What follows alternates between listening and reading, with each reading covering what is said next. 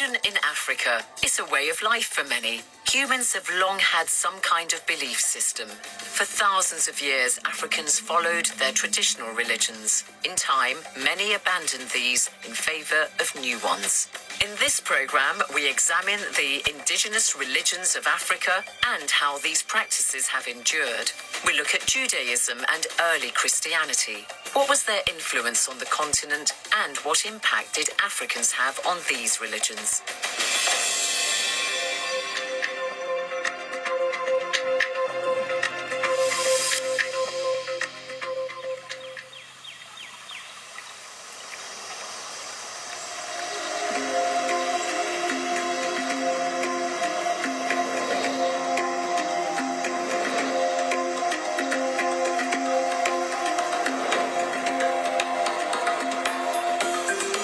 There are many indigenous religions across Africa today, like Vodun, Orisha, and Nkiche.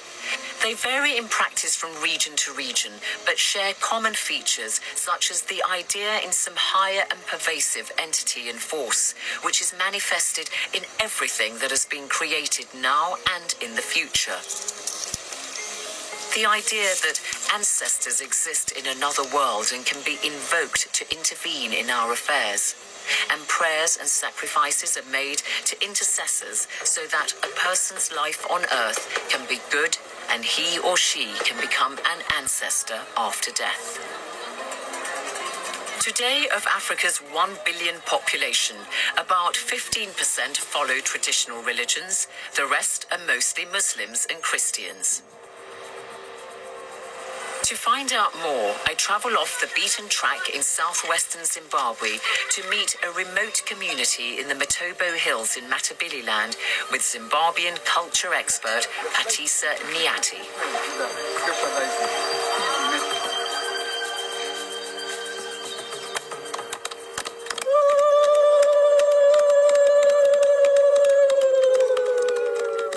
Patisa explains to me that these people are being trained in traditional spiritual practices. This is spiritual elevation. They are under training. There are two things that are very important. Ululation, it's a show of reverence. And then secondly, they were mentioning the name of the ancestor.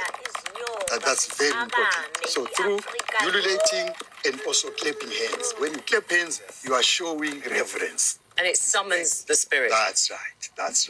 That's the whole purpose. What we are witnessing here is spirituality. It wasn't religion. It's not proper to call it religion. It's spirituality for us.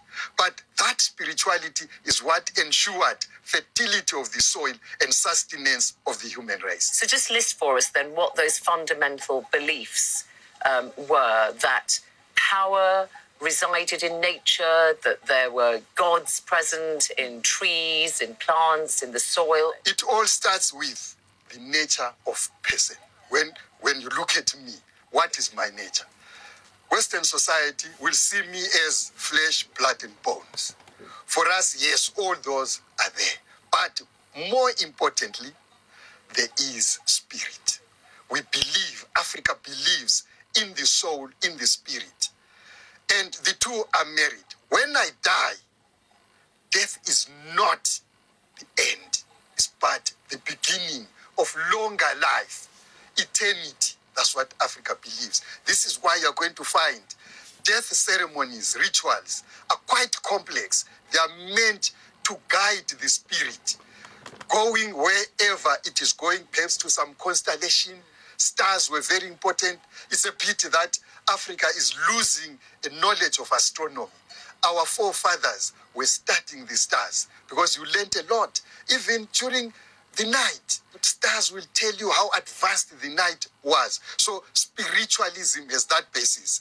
And then we had that ceremony, which we call bringing home ceremony, where you are inviting the departed spirit to come back, say after a year, to look after its progeny.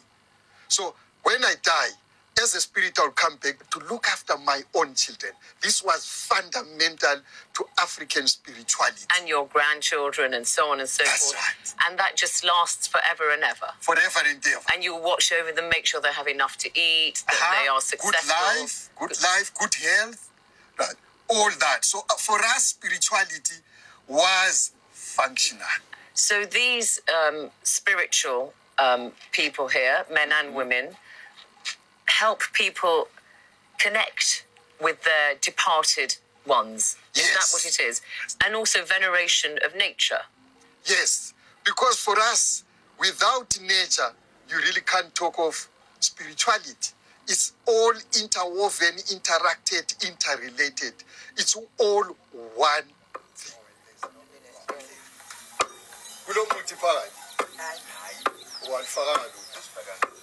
There's no medicine.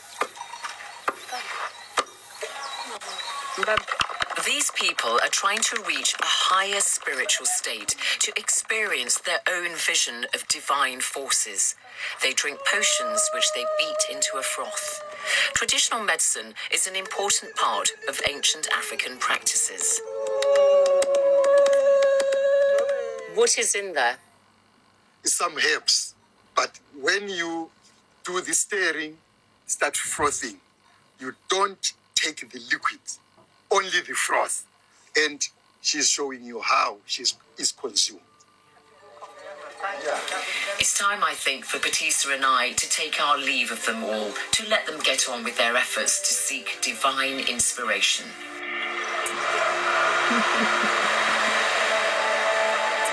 Africa's indigenous religions are characterized by their openness. And though newer religions such as Islam and Christianity are prevalent today, that doesn't mean Africans have forgotten their ancestral spiritual ideas. These can often be incorporated into a person's Christian or Muslim beliefs. To get an idea of how this fusion works in practice, I travelled to West Africa, to Senegal. In a small, relatively isolated settlement in the north of the country, not far from St. Louis, in the village of Lumbul Dadi, is a Muslim man, Malik Sow, who's consulted from far and wide for his advice, wisdom, and traditional healing.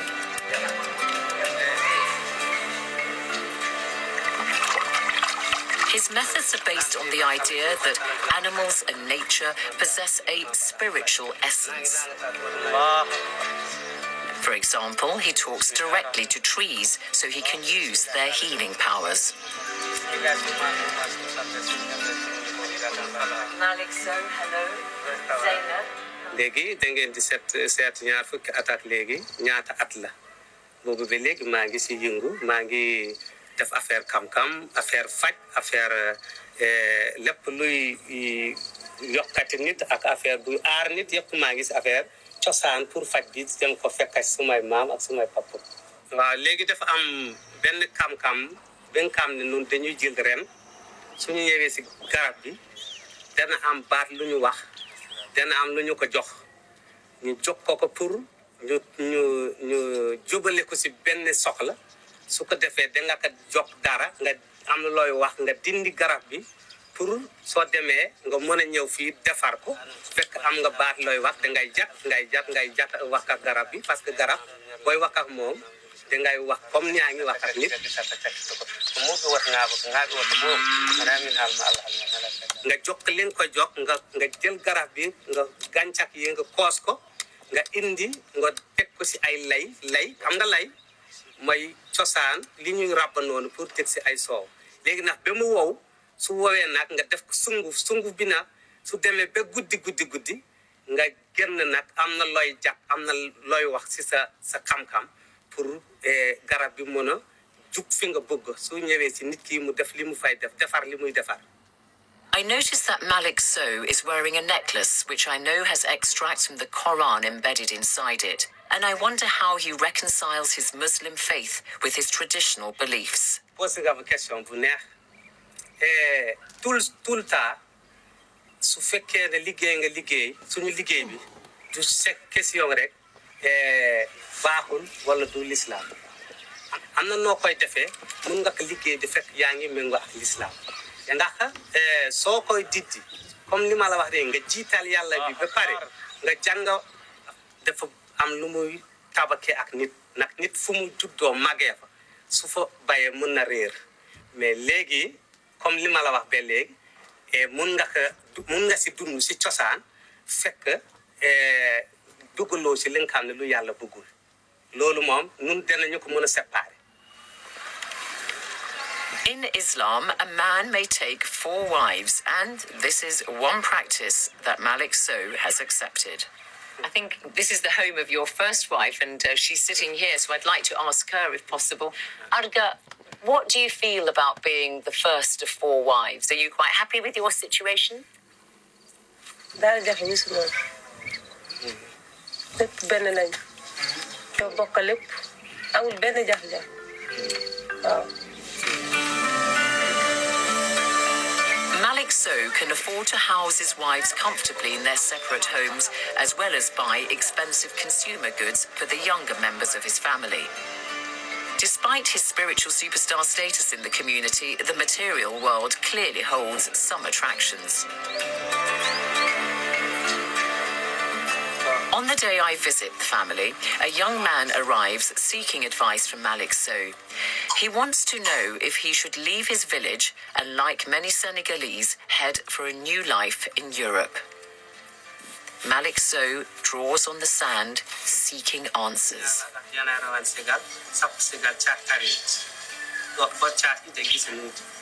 He advises the young man not to embark on what he says would be a perilous journey. Malik Sow demonstrates how Africans can adhere to ancestral customs and spiritualism whilst at the same time maintaining their faith in Islam or Christianity. African experts today say that indigenous religions never debate whether there is one or several gods. Polytheism, they state, is a concept invented by those who describe themselves as monotheists and was never part of Africa's traditional discourse.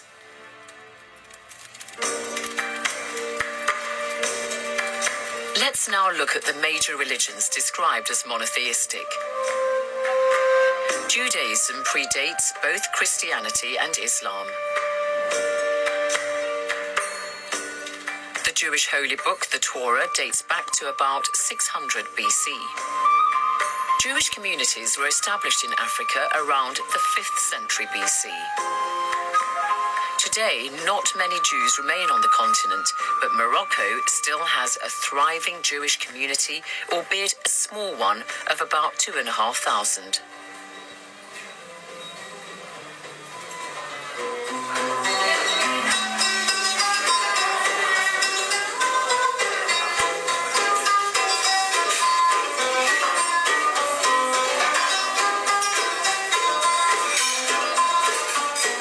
Invited to a lively restaurant in the capital, Rabat, by one leading Moroccan Jew, businessman Michel Ohana. Hello, Michel. Hello. Hello. Very nice to see you. Michel Ohana tells me his views are typical of most Moroccan Jews.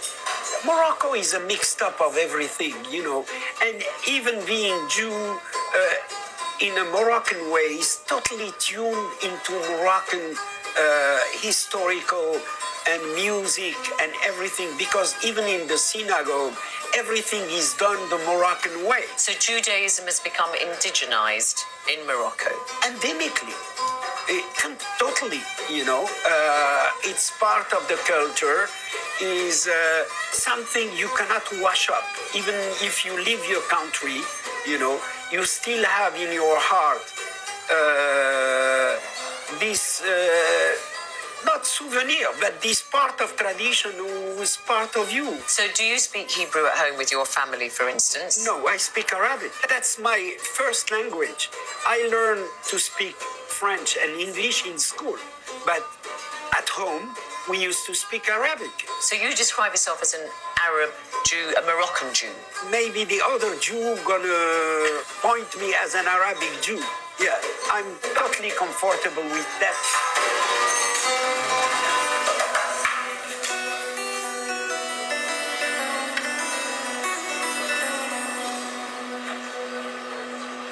History professor Mohammed Kambib is based in the Moroccan capital, Rabat, and he tells me why Jews first went to North Africa.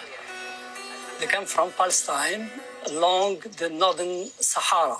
the northern desert, and they started settling in parts of southern Morocco. The first waves started flooding towards Morocco immediately after the destruction of the first temple by the Babylonians.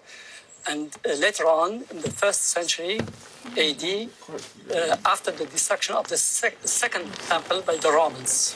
So how did Judaism actually take hold with part of the Berber population? There was a sort of interpenetration between the two, between the new comers, the Jews, and the natives, let's say the Berbers. And we had a process known as the Berberization of the Jews and the Judaization of the Berbers, who were pagans, by the way. And that was it. Serge Badugo is president of the Moroccan Jewish community, and he lives in Casablanca. He explains how traditional Berber beliefs blended with Judaism. You know that here in Morocco we have 630 holy places, and some holy places are venerated by Muslims and Jews. And this is the mark of the links, common inherited with Berbers and Jews all over the time. Is there anything about the practice of Judaism in Morocco that has got Berber characteristics? Yes, one thing that is the most important is the cult of the saints, the holy men. That is directly a tradition, Berber tradition. מלכות כל העולמים, ומשריך בכל דור ודור, סומך אדוני לכל הנופלים, וזוקף לכל הכיפופים, עיני כל אליך יסברו, ואתה נותן את אוכלם בעתו, פותח את ידיך, ומשביע לכל חיי רצון. This synagogue in the Jewish quarter of Marrakesh is fully functioning and is open to Jews and non-Jews alike.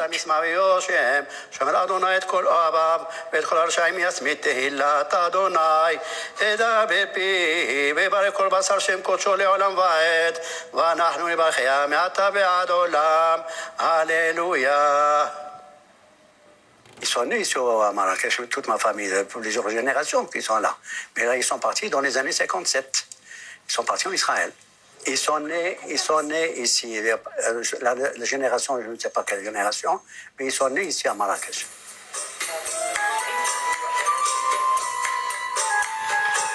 The authorities in Morocco celebrate the country's Jewish community. The Jewish Museum in Casablanca is the only such museum in the whole of the Arab world. Its exhibits include ancient Moroccan Jewish traditional costumes, jewelry, religious objects, texts, and photos. Its curator is Zuhur Rahihil.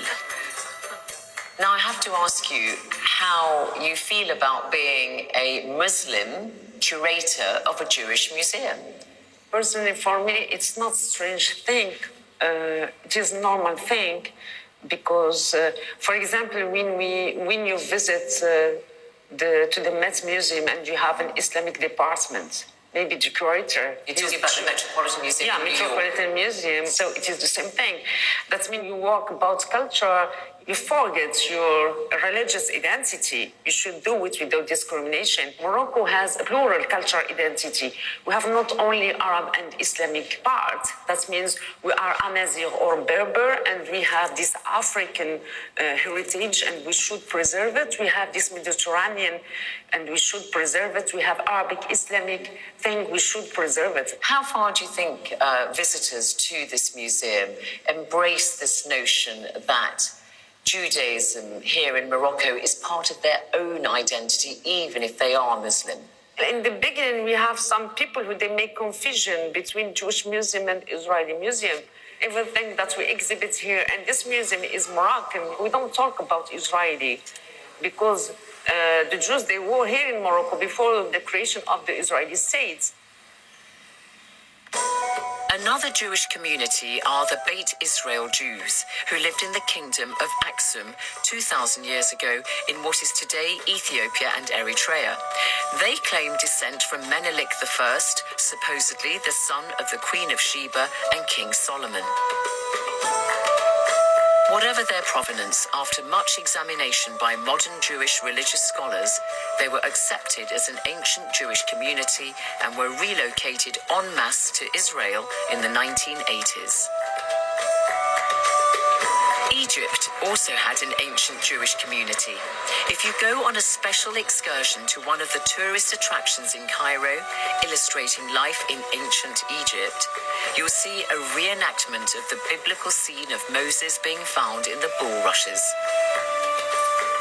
Moses is a prophet who is revered by Jews, Christians, and Muslims alike. Of course, the story of Moses has it that his mother hid him in the reeds in a marsh in Egypt to save his life. He was then found by a member of the Pharaoh's family, and he was taken to the royal palace where he was brought up. Later, Moses left the comforts of royal life and returned to his people, the Israelites. The story of Moses, who was born in Egypt, leading the Israelites out of the country across the Red Sea to Mount Sinai, where he received the 10 Commandments, is of course related in the Holy Books. Later in history, many Jews crossed the Mediterranean Sea from Western Asia, what we now call the Middle East, and settled in Alexandria on the north coast of Egypt around 300 years BC. Until the 20th century, the Jews of Alexandria were one of the most flourishing and influential Jewish communities in Africa.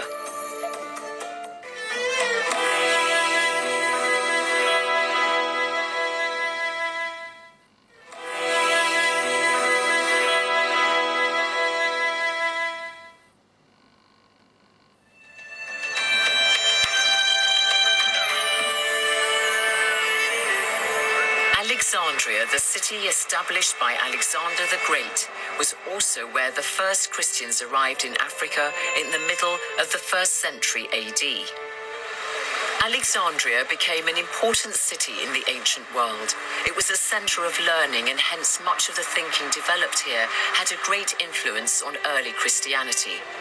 In order to understand why, we must first go back a little further into history. Alexander the Great established an empire which stretched from India to Italy, but it was here in Africa where he chose a small fishing village in Egypt on the Mediterranean coast to build a new capital, Alexandria. Today, there's a statue of Alexander on horseback in the city that still bears his name. Alexandria soon became famous and prosperous throughout the ancient world under Alexander the Great. Upon his death in 323 BC, he was succeeded by one of his generals, Ptolemy. And it was the Ptolemaic dynasty that built the Great Library of Alexandria that sadly burnt down in antiquity.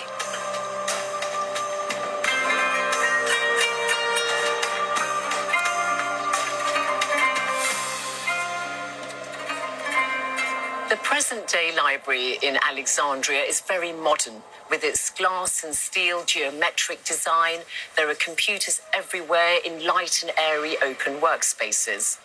During the Ptolemy era, some of the greatest thinkers of the time, like Archimedes, came to the old library to work on their theories and learn from others. This gave Alexandria a unique status in the history of ideas, literature, philosophy, and science. Therefore, it's no surprise that Alexandria later became so central to early Christian development, and that Egypt's Christian church was so influential.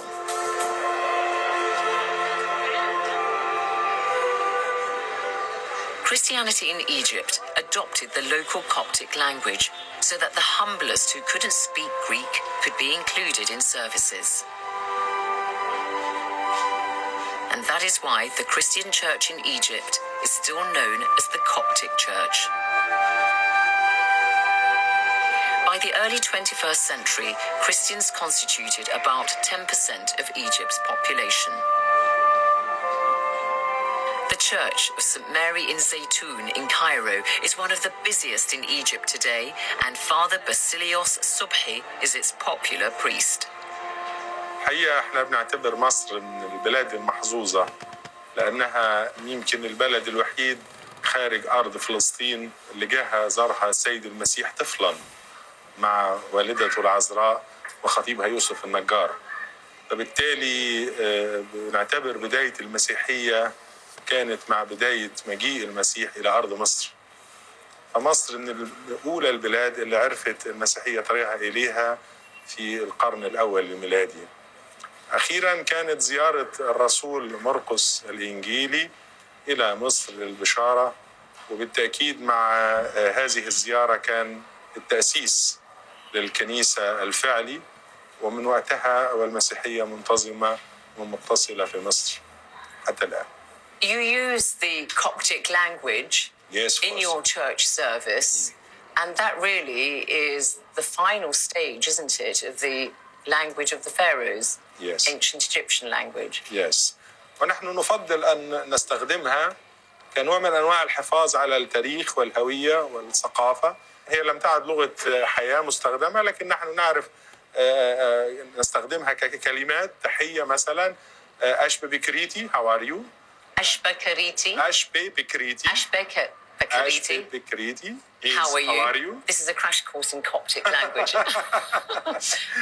This church of yours in 1968 to 1970, for 2 years, every day, you all believed that the Virgin Mary, the mother of Jesus Christ, appeared here. Yes. And can I put to you this idea that she is very venerated by the Coptic Christians because she kind of continued the tradition of the worship of Isis in the ancient Egyptian beliefs. للقديسة العذراء مريم مكانة غير عادية عند المصريين بصفة عامة، ليس المسيحيين فقط ولكن حتى عند اخواتنا من المسلمين. عشان كده لما جات وظهرت هنا في كنيستنا في الزيتون من سنة 68 لسنة 70 كانت الأعداد الغفيرة من المصريين والأجانب من المسيحيين والمسلمين أكبر دليل وأكبر شاهد على محبة كل هذه الشعوب للسيدة العذراء. The Virgin Mary is not only revered in Christianity, there is in fact a whole surah or chapter about her in the Quran.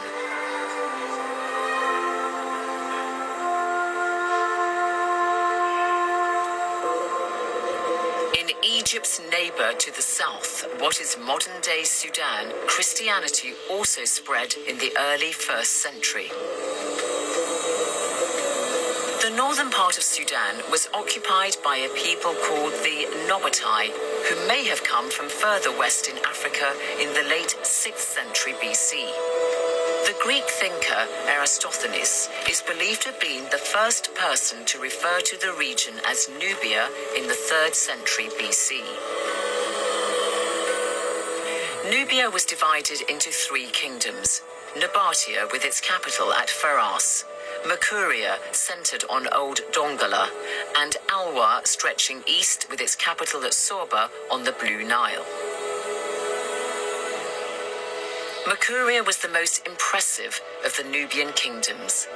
It absorbed Nabatea, and its king adopted Christianity and accepted the authority of the Coptic Church in Alexandria. Dr. Abdurrahman Ali, director of Sudan's National Museum, tells me you can see the Coptic influence on Nubian Christianity in the paintings and frescoes on display. The paintings, especially the mural paintings from the Cathedral of Pharas, we have them here in the Sudan National Museum. They were used by Nubian architects or Nubian artists.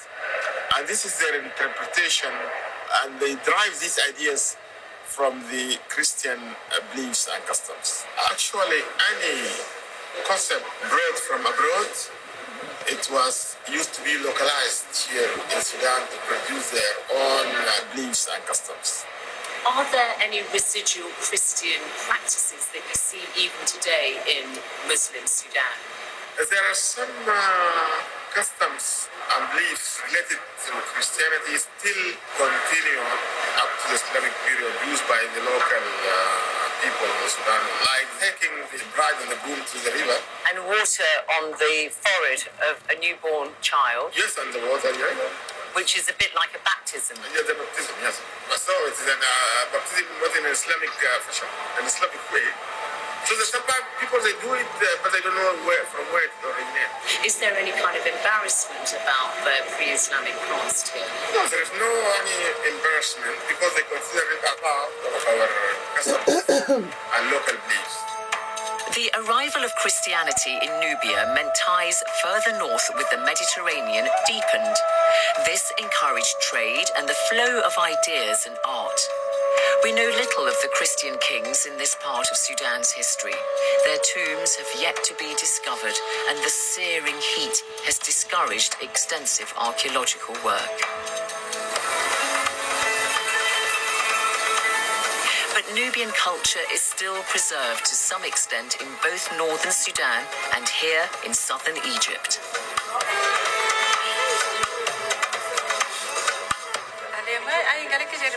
This is a typical traditional Nubian house in Aswan in southern or upper Egypt. The family inside give me a much welcome cup of tea and offer me some shade. It's a hot day. Thank you. أهلا وسهلا. السلام عليكم. أنا اسمي زينب. My local guide Fatima Subhi has studied ancient history. It's a Nubian and culture here. We have, especially the design of the house, completely a traditional Nubian thing. So usually Nubian house like this consists of an open yard and rooms surround it. This is a place when they come, they welcome the guest. As we sit here on these benches, it's called mastaba. It's a very famous thing. And we have these mats could be from cotton like this. We put it on the mastaba and people can sit. It's called birish. A birish, yes, that's right. So in northern Sudan, it's the same thing, the mastaba and the birish. Yes, and the very famous thing in the Nubian house is to use every part of date palm tree. Around us, everything from the date palm tree, we used to have millions of date palm trees, and we use the leaves, like here, to cover the ceiling, to make these plates which hang it from the roof. We also have it to make Nubian plates to decorate our houses. And what about the mode of dress? Usually, as a Nubian, our dress, traditional one, is called jirjar. This is a black, transparent dress. Under it, we wear colorful galabeya. Men, if they go to the village or to the mosque, they wear the white kaftan or galabeya.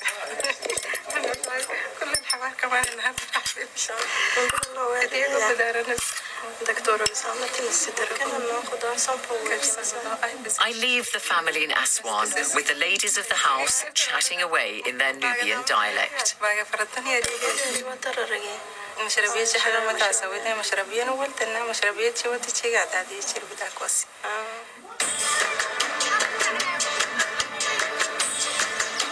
As well as Nubian Christians in Egypt and Sudan, Christianity also arrived relatively early in what is today Ethiopia and Eritrea.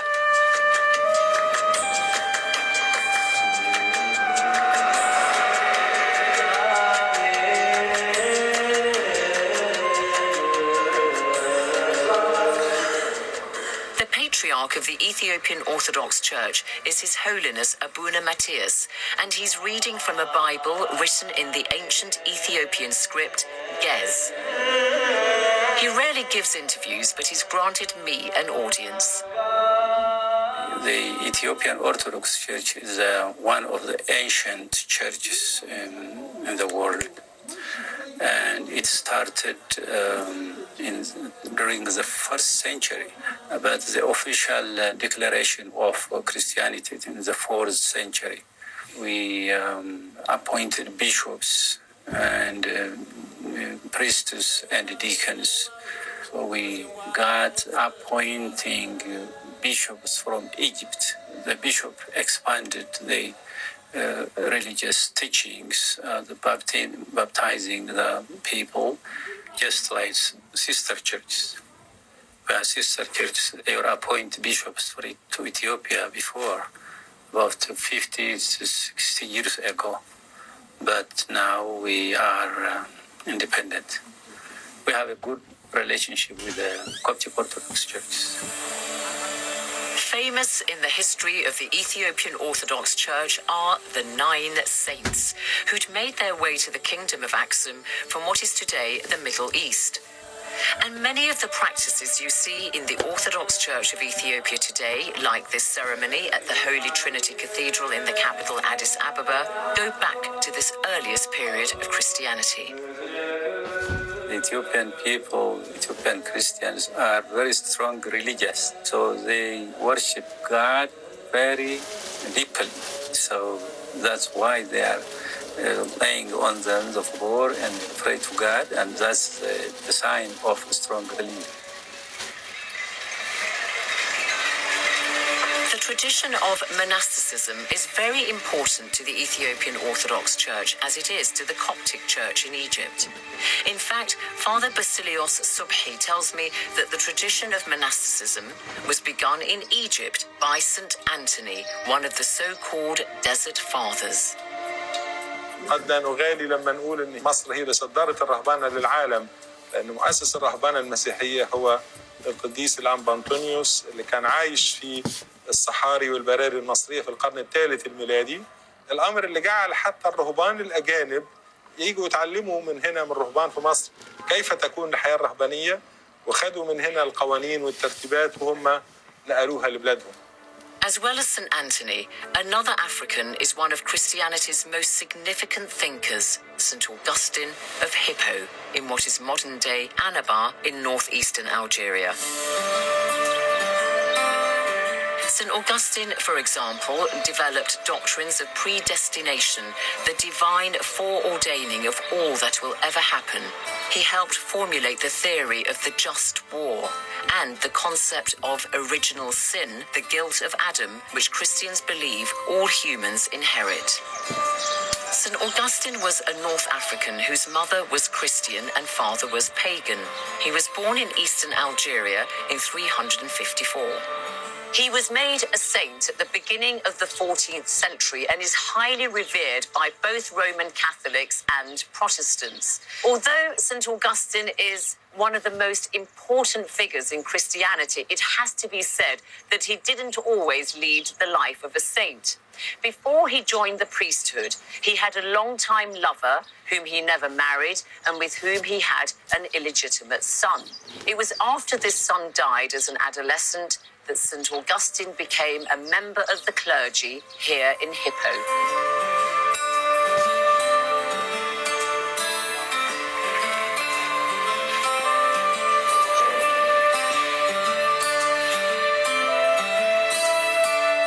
Father Ambrose is from the Democratic Republic of Congo and is the priest in charge of the church of St. Augustine in Annaba. Augustin, c'est quelqu'un qui cherchait à être un grand homme dans sa vie. Et même les études qu'il a faites, c'était pour atteindre ce but. Ça veut dire, il cherchait en réalité le siège du gouverneur d'une des provinces de l'Empire romain. Et il était sur le point d'avoir ça. Et tout d'un coup, tout change dans sa vie. Il accepte, il décide de devenir pas seulement chrétien, mais chrétien et moine. Parce que c'était toute la question qui se posait à lui pendant toute la période où il a commencé cette recherche de Dieu. Depuis sa 19e année jusqu'à la 32e année, il a mis beaucoup de temps pour arriver à ce qu'il cherchait. You do not think it is controversial that he had, in effect, a concubine for many, many years and had a son who died as a youth? Augustin tenait à cette femme. Il l'aimait beaucoup. Et lui-même, il dit qu'il lui est resté fidèle pendant 15 ans. Alors, une telle femme, je ne peux pas l'appeler concubine. Et surtout qu'il ne voulait pas l'abandonner. But they did not marry. Ils n'étaient pas mariés, mais moi je suis sûr que si Augustin continuait avec elle, il se serait marié. Mais il fallait satisfaire le désir de sa mère de le voir marié avec une femme du même rang social que lui. Augustin a eu beaucoup de respect vis-à-vis de cette femme, si bien qu'il a refusé de la nommer. On ne connaît pas le nom de cette femme jusqu'aujourd'hui. Alors, sur base de quoi on va lui donner un rang qu'Augustin ne lui a pas donné. This is the part of the church where St. Augustine would have performed his baptisms. Of course, his church was in the Christian quarter, but it was in the old Roman town established way back in the middle of the 2nd century BC by King Gaia. So it wasn't originally a church, this building, but it was used as a church by St. Augustine. Then, in the 5th century, the Vandals, a collection of tribes from northern Europe under their king Gaiseric, took control of key Roman sites in North Africa, including Hippo. They laid siege to the town for 18 months. The citizens of Hippo, including St. Augustine, held out. These are the ruins of the old Christian quarter of Hippo. It is where St. Augustine lived and prayed as Bishop of Hippo, and it is also where he died during the siege of the city by the Vandals in 430 AD. St. Augustine by then was in his mid-70s.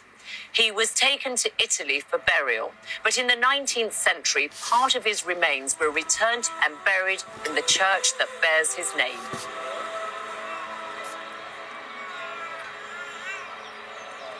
À la base de la construction de la basilique, il y avait l'idée de pouvoir rapatrier tout son corps et l'abriter ici. Ça n'a pas été possible. Alors, on a obtenu le cubitus que vous voyez là. Augustin étant africain, et je crois que les Africains devraient beaucoup faire pour se reconnaître aussi en lui, dans plusieurs choses. Hein. Rien que dans la manière d'étudier, la manière de rechercher quelque chose qui leur tient à cœur. Hein. Et je dirais même dans la recherche de la paix.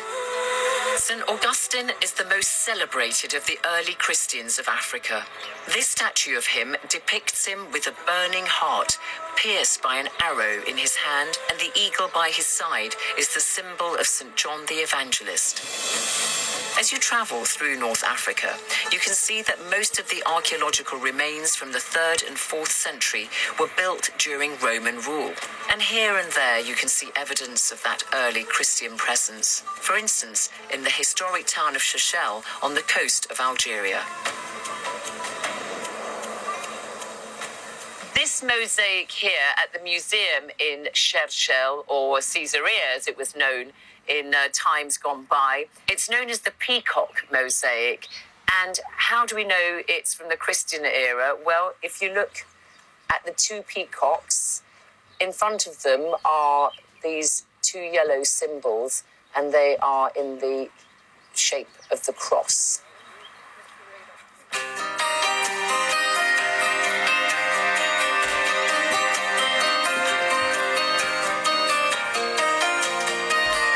The indigenous Berber inhabitants of North Africa, who had followed their traditional religions,